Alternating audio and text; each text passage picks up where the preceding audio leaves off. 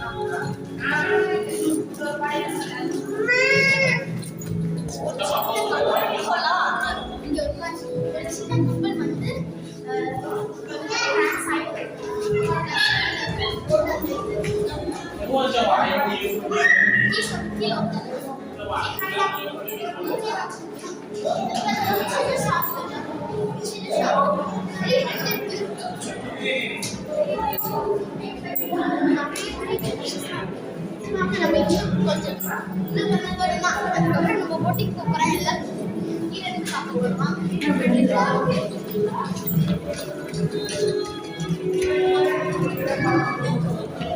கொஞ்சம் வெயில் ஐயோ பெருசா இருக்கும்